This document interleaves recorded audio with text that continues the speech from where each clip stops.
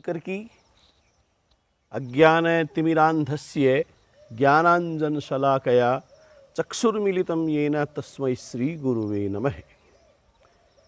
गुरु चरित्र के इस भाग 2 वीडियोज़ में आप सभी को गुरु पूर्णिमा की हार्दिक बधाई एवं सभी सद्गुरुओं के श्री चरणों में अभिवंदन नमन। गुरु अज्ञान तिमिरांधस्य, अज्ञान रूपी जो अंधकार है उसको हरण करने वाले हैं, ज्ञानांजन है और अपने दयालु नेत्रों के माध्यम से वो अंतःकरण की जो बुराइयां हैं, जिनसे मन है वो संलापित रहता है, संतप्त रहता है, संसार में भटकता रहता है, ईश्वर से दूर जाने का प्रयास करता है, उस मन को एकाग्र मन बनाने के लिए अगर कोई औषधि है तो वो सद्गुरुदेव हैं। उन श्री गुरु चरणों के आश्रय को आज एक भाव के माध्यम से अपन सब लोग इस भजन को भली भांति गाते हैं, सुनते हैं कि गुरुदेव दया करके मुझको अपना लेना, गुरुदेव दया करके मुझको अपना लेना।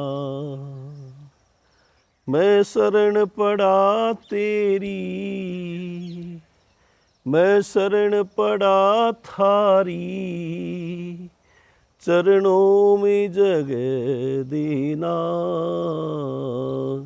गुरुदेव दया करके मुझको अपना लेना।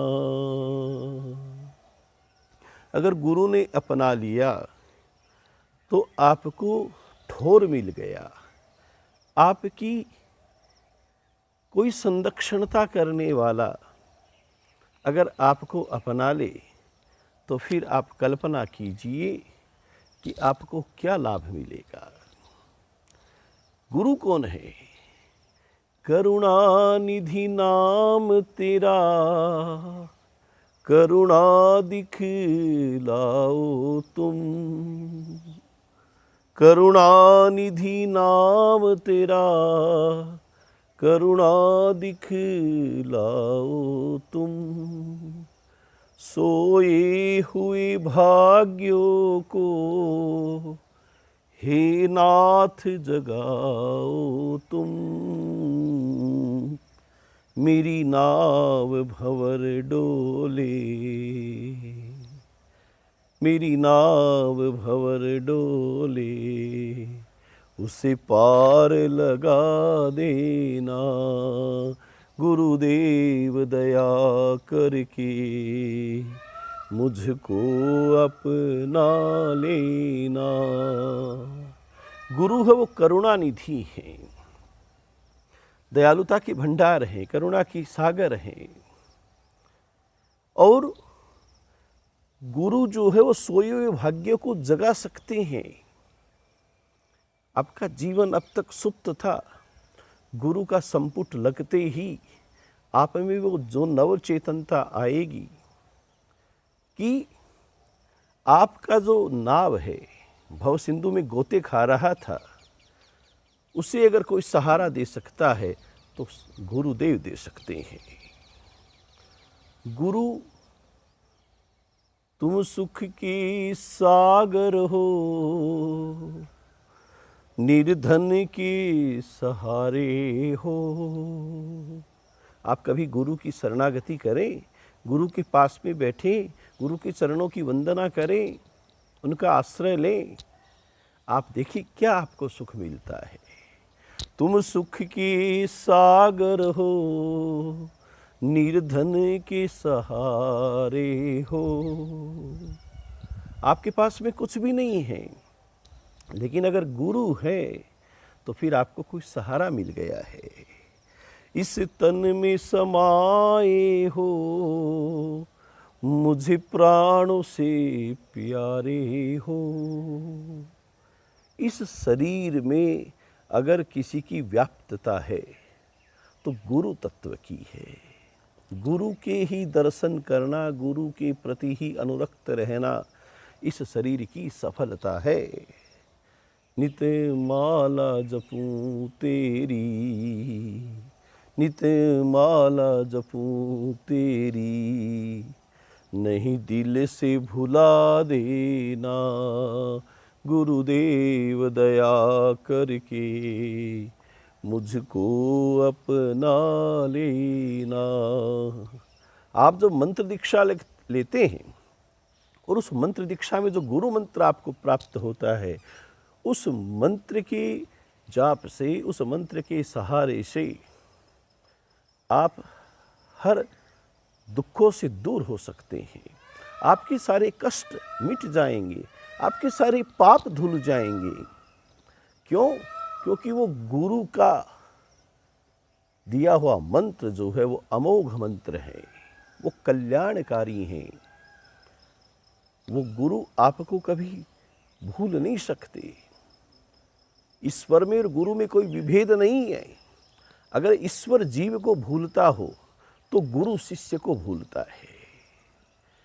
दोनों ही दयालु हैं, दोनों की समान अवस्था है। नहीं दिल से भुला देना गुरुदेव दया करके, मुझको अपना लेना। आप जब गुरु के चरणों में बैठ जाएंगे तो आपको आत्मज्ञान होगा, आप विवेकशील बनेंगे, आपकी बुद्धि सही दिशा में काम करेगी और आप कह उठोगे, पापी हूँ या कपटी हूँ, जैसा भी हूँ तेरा हूँ। पापी हूँ या कपटी हूँ, जैसा भी हूँ तेरा हूँ। नहीं नाथ भुलाना मुझे, इस जग में अकेला हूँ। मारा हूँ मैं, मेरे दुखड़े मिटा देना। दुख का मारा हूँ मैं, मेरे दुखड़े मिटा देना। गुरुदेव दया करके मुझको अपना लेना।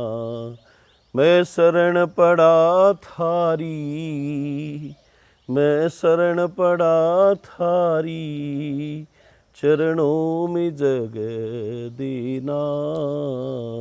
गुरुदेव दया करके मुझको अपना लेना।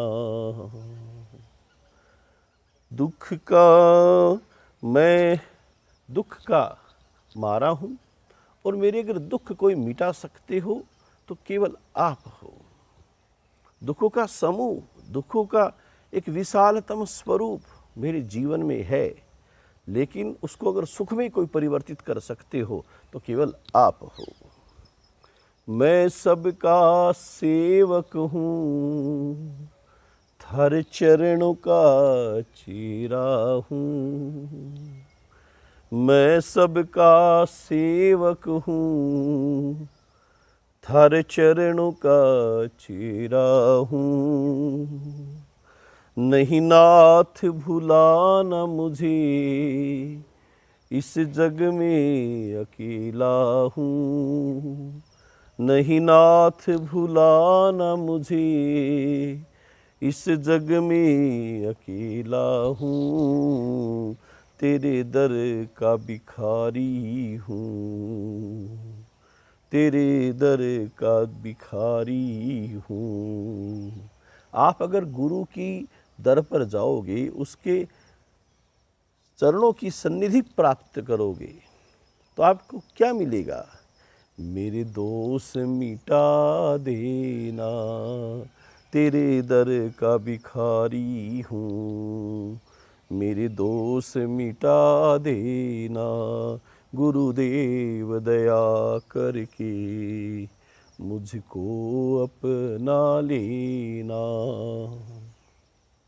गुरु ने अगर आपको अपना लिया तो आप गुरु के पास जा सकते हो, गुरु आपके पास आएंगे। और जब गुरु आपके पास में आए तो आपको क्या करना है? सखियो मंगल गावोए, सखियो मंगल गावोए। सतगुरु आज पधार्या, चरणा पड़ जावोए।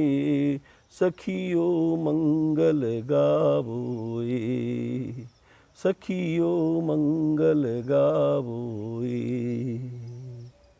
उनके चरणों में आप अपना अभिवादन करें। सतगुरु आज पधार्या, चरणा पड़ जावोए। सखियो मंगल गावोए, साथियो मंगल गावोए। और अब आपको गुरु की, आपके यहाँ पर जब वो पधारते हैं, आपके जीवन में गुरु का पदार्पण होता है, तो उनका किस तरह से स्वागत करेंगे अपन लोग? पग पावड़ा करो तन मन से, हृदय बिठावोए। तन मन से हृदय बिठावोए। उनका इतना स्वागत करें, अभिनंदन करें, उनको अपने यहाँ पर पदार्पित करवावें कि वो आपके हृदय में, अंतःकरण में प्रविष्ट हो जाएं। चरण धोए नैना के जल से, चरणामत पावोए। सखियो मंगल गावोए, साथियो मंगल गावोए। जब गुरु की मूर्ति आपके यहाँ पर प्रवेश करे, हृदय में प्रविष्ट हो चुके हैं, उनके चरणों में आप अपना माथा नवा दीजिए और पाद्य के द्वारा जो उनका सर्वप्रथम सत्कार होना है, चरण धोए नैना के जल से, चरणामत पावोए। सखियो मंगल गावोए। वो इतने पवित्र हैं, इतने विशुद्ध हैं, इतना आपको आनंद दे सकते हैं कि उनके पावों को अपने नैनों के जल से ही सिंचित करके उसे शुद्ध स्वरूप मानकर आप चरणामृत का पान करें। आपको जो आनंद मिलेगा आप उसकी परिकल्पना नहीं कर सकते। शिष्य, वो साधक, वो भक्त जब उसके गुरु उसके पास में आ जावें तो वो उनको स्नान कराते हैं। बड़ा ही सुंदर भाव यहाँ पर प्रस्तुत किया है कि नम्र भाव का जल ले करके स्नान कराओए। नम्र भाव का जल ले करके स्नान कराओए। 5-3 का वस्त्र टेक कर टोपा पहनावोए। सखियो मंगल गावोए, साथियो मंगल गावोए। बड़ी नम्रता के साथ में, जितना भाव के साथ में उनको आप स्नान कराएंगे, मानसिक स्नान, और उनको वस्त्र पहनाना है। उनकी टोपा पहनाने का मतलब उनके यहाँ पर आप साफा लपेट रहे हैं, उनको अपने से शिखरस्थ मान रहे हैं, और आपके चित्त में जो भाव उठ रहे हैं उनको घोट कर, उनको चंदन बनाकर गुरुदेव के मस्तक पर चंदन लगाना है। गुरु की पूजा। गुरु गोविंद गुरु तू मेरी पूजा। गुरु तो गोविंद है, गुरु मेरी पूजा है। गुरु मेरा पार ब्रह्म, गुरु तो पार ब्रह्म है।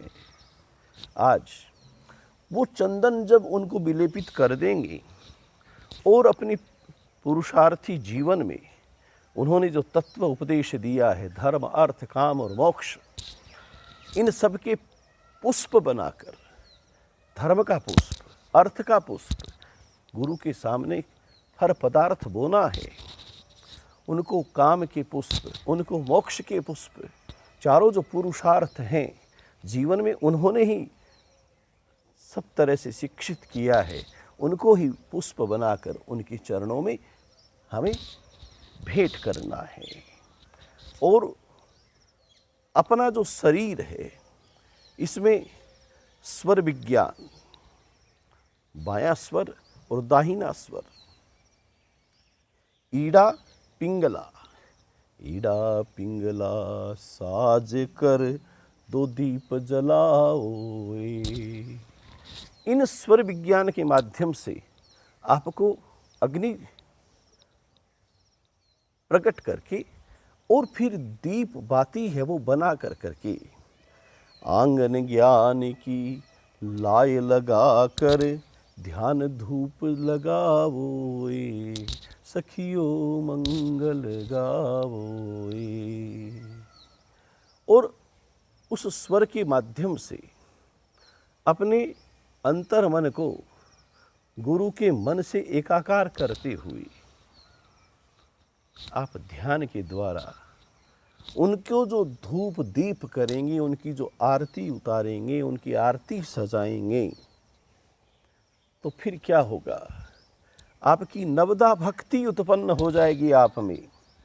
और उस नवदा भक्ति के माध्यम से आप जो आरती कर रहे हैं, अनहद का जो घंटा आप बजा कर करके सुरताल मिला रहे हैं, और ओंकार की ध्वनि, गुरु के मंत्र का जो जाप आप जीवन में कर रहे हैं गुरु के आगमन पर, उस सुख को देवता भी तरसते हैं। भगवान शिव जब तपस्या में संलग्न रहते हैं तो अपनी अंतरात्मा में अपने गुरु भगवान श्री राम, अपने इष्ट श्री राम के प्रति वो अनहद का नाद करते रहते हैं, केवल उन्हीं में ही संलप्त रहते हैं। परिस्थिति जब इतना आप विकास कर लेंगे तो फिर आप शिखरस्थ बन जाएंगे, आप ऊंची अवस्था को प्राप्त हो जाएंगे। और उस समय सुषुम्ना की जो सेज है कि अब कुछ नहीं करना, जो प्राप्त करना था वो गुरु की कृपा से प्राप्त कर लिया, जीवन में सुषुम्ना का प्रवेश हो गया। और सोहम सोहम गाय करके गुरुदेव रिझावोए, सखियो मंगल गावोए। सोहम सोहम गाय करके गुरुदेव रिझावोए, सखियो मंगल गावोए।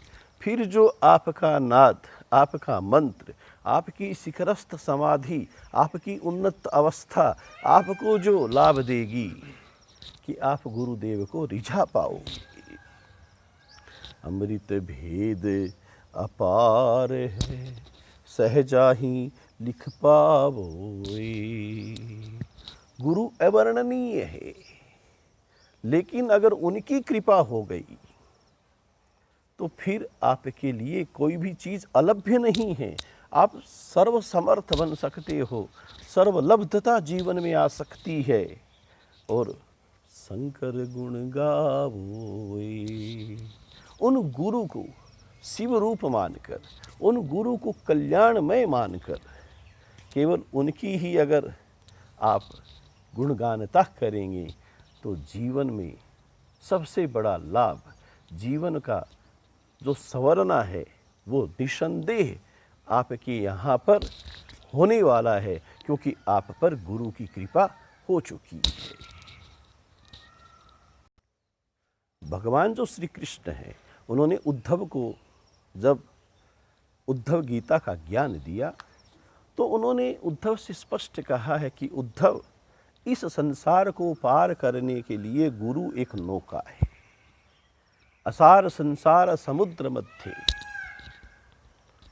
इस असार संसार के समुद्र में अगर कोई इस भवसागर को पार करना चाहे तो उसके लिए उसके गुरु अगर उस पर कृपा कर दें तो फिर वो तारणहार आपको अगर तैराक के रूप में मिल जाए तो आप पार पा सकते हैं। और इस संदर्भ में उन्होंने श्रीमद् भागवत में अवधूत जो दत्तात्रेय हैं उनका और राजा यदु का जो संवाद है, जिसमें 24 गुरुओं की कथा आती है, वो उद्धव से कहा है। उन्हें उद्धव को उन्होंने सुनाया है। राजा यदु ने दत्तात्रेय जो अवधूत थे, दत्तात्रेय तो भगवान विष्णु का प्रतिरूप हैं। माँ अनसुईया की कथा आती है कि उन्होंने किस तरीके से अपने सतीत्व के बल पर तीनों देवताओं को 6-6 महीने के बालक बना दिए थे। और उन 6 महीने के बालक में ही एक बालक थे भगवान दत्तात्रेय, जो विष्णु का अंश है। राजा यदु ने वहाँ पर दत्तात्रेय जी से प्रश्न किया। श्रीमद् भागवत में सुखदेव जी महाराज राजा परीक्षित को सुनाते हैं कि कुतो बुद्धिर इयं ब्रह्मन्, कि हे अवधूत, हे गुरुदेव, आपको ऐसी बुद्धि कैसे प्राप्त हुई कि आप इस तरह से निसंग संग विचरण कर रहे हैं, कोई आपके साथ में नहीं है, आप कोई कर्म नहीं करते दिखाई पड़ रहे, फिर भी आपकी निपुण बुद्धि आपको कहाँ से प्राप्त हो रही है? देखने में आप कोई पुरुषार्थी थोड़ी दिखाई पड़ रहे हैं, लेकिन आप तो ज्ञान के अथाह भंडार हैं, आपकी निपुण बुद्धि है। तो उस समय दत्तात्रेय जी महाराज ने राजा यदु से स्पष्ट कहा कि संति में गुरुवो राजन बहवो बुद्धि उपाश्रिता यतो बुद्धिम उपादाय मुक्तो उभामिहितान् शृणु, कि हे राजन, मैंने अपनी बुद्धि को सर्वतत्व में लगा लिया। सर्वतत्व सार क्या है कि मैंने अपनी बुद्धि से बहुत से गुरुओं का आश्रय लिया। जहाँ भी मैं प्राप्त कर सकता था, जिस भी जीव से, जिस भी पदार्थ से, जिस भी वस्तु से, जिस भी वातावरण से आपको सीखने को कुछ मिलता है, मैंने उसको गुरु मानकर उसको ग्रहण करने का प्रयास किया।